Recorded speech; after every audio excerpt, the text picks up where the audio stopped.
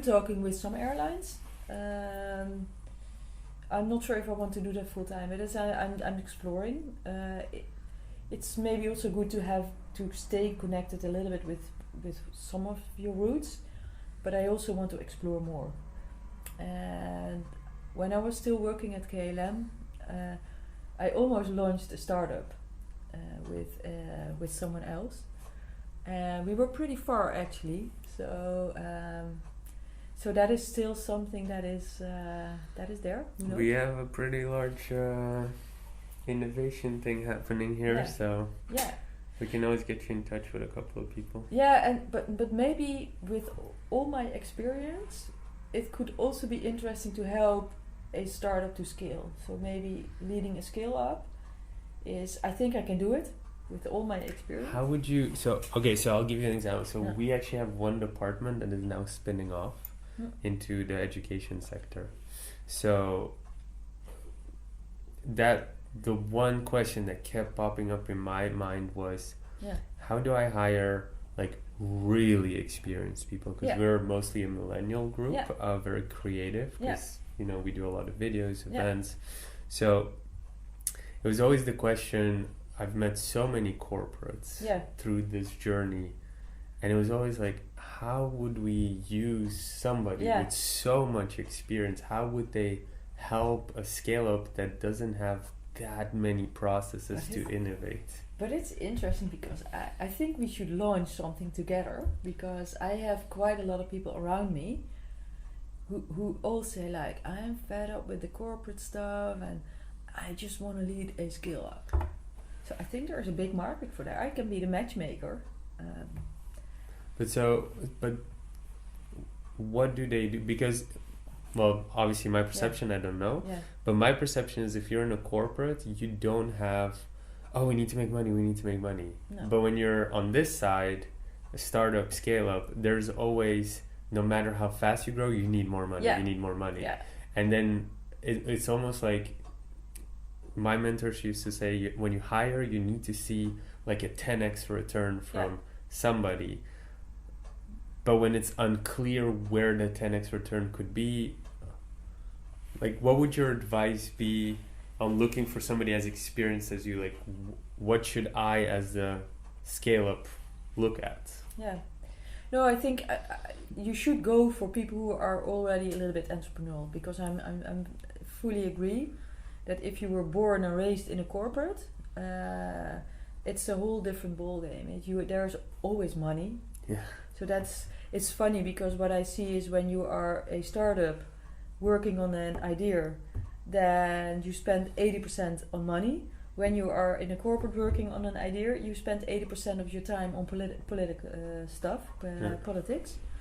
So I think startups, if there's obviously a lot of money coming from corporates, right? So if your sources of money are, or your product, you want to launch your product in corporate environment, then it helps that someone knows how to play the game, but also has a wide or a broad network in that. But I think you need to find people who have that growth mindset, who are open, who are open-minded and not in that tunnel that a lot of people in corporates are. So they have to have some entrepreneurial background and as well the corporate, and then it's worth it for a scale up. Yeah, it could help. I think not every scale up needs to be led by someone who has a corporate background, but I think some will definitely benefit from that, especially when you have to work closely together with corporates.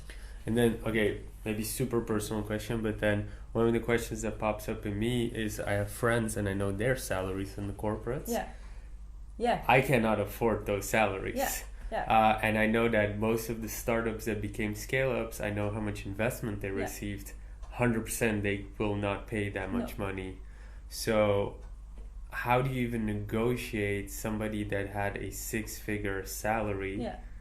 Like, what would be a reasonable salary to offer to someone? Yeah, I know. But so I don't know about others, so I can only talk about myself. I would, if I would get shares, then I don't want or I don't need a big salary, because that even drives me more to make it a big success.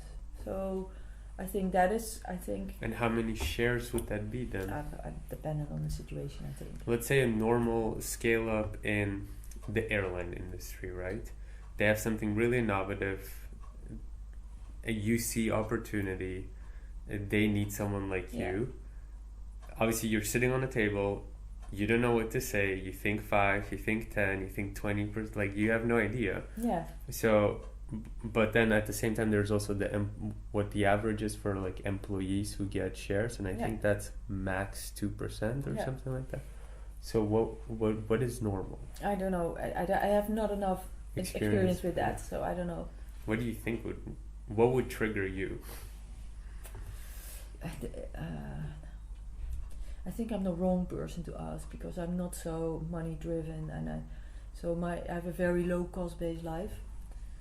So I've never in my whole career been driven by I want to have a bigger salary, that kind of stuff. So you're not taking decisions based on how big the shares are, how big the thing. It just has to be fair.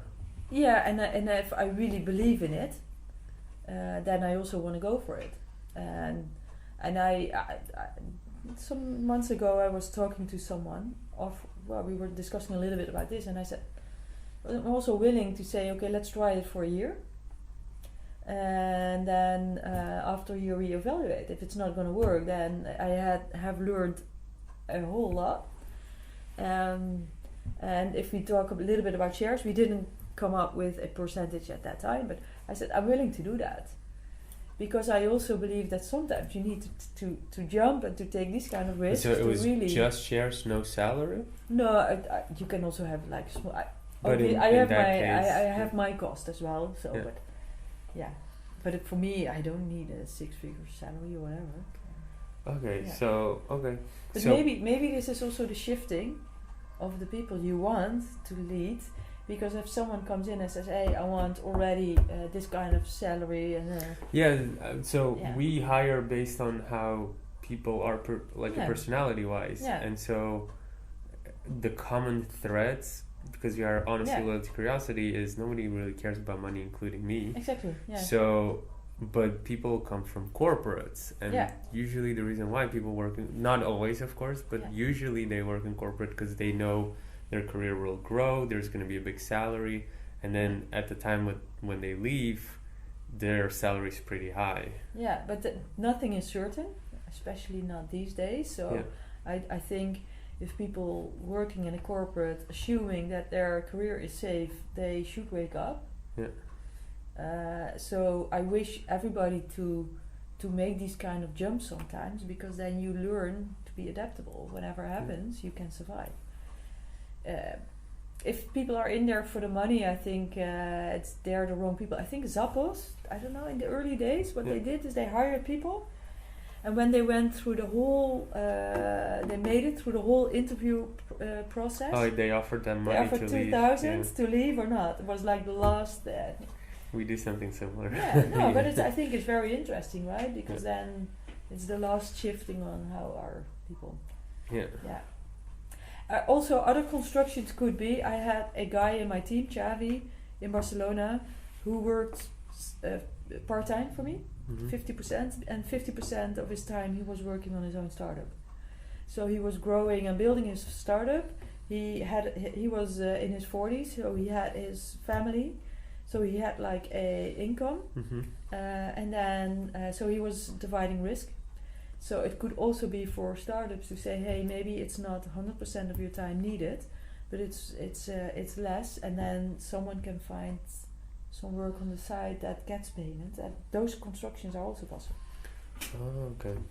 So why don't you become an investor or something like that, like small angel thing? Yeah, maybe I should. Actually, I know somebody who heads Transavia Ventures now. Yeah. And he was an entrepreneur, and now he just invests for Transavia. Yeah. No, actually, so Vueling is part of a larger airline group, so that's called IIG, and there is a venture team in IIG. Yeah, it's interesting. Is that something you would do? It's something I would like to explore, maybe. but because it's something I don't know really well yet. Yeah. So then I can learn again. But you know innovation and tech, so... Yeah, and I know startups, but it's still... and I know to spot also interesting startups. And one of the things that I can do really well is to identify business opportunities. So I see a startup and I'm like, hey, this could be very interesting for that. So I can make the problem solution. And you said you can spot interesting startups. We have obviously our way, but what is your way to spot interesting startups? I don't know. I'm a lot at events and I talk to startups and they how do I say this? When do you know like this is gonna be the real thing? What is it? Is it the founder? Is it the team? Is it the product? Yeah, it's a combination, right? So definitely the team, but also the solution. I think I need to see the light in the solution. I'm not sure if I'm really well in spotting the big thing yet, because I have not spotted a unicorn yet. Well, maybe in the making, who knows? Exactly. But no, and I think this also needs some training. That you need to be much more into this investing scene, because then you learn a lot. And I've been in the investing scene a little bit on the side, so it could be an area to explore more. Cool. Yeah. Cool. Any last things you want to mention? No, I'm looking forward in a couple of weeks to Barcelona. In a couple of weeks we have the Mobile World Congress 4 years from now edition. You know the location. Do you still need tickets? We need to discuss that. Yeah, one if I can get one for my team. Yeah, we got extra tickets. So. But I know the location because I think I live 4 years from now, right? So. Yeah, but they have a new location at the Plaza España. Yes, exactly, and I live 50 meters from there. Really? Yeah, so I can come to the drinks. Nice. And stay until the end. Yeah. Nice. I think we're gonna have a similar setup there, with the cameras and everything, and it's gonna be a round table setup, and then we're gonna have some startups as well join in, ask questions. So then it's kind of podcasty. If you like this episode, you can check out our most recent one here. And if you haven't already, make sure you click here to subscribe and see the next one. But if you're interested in more tips and tricks, then make sure to join our Facebook group where you can find thousands of like-minded people and you get direct access and support to any business question from the entire startup funding event team.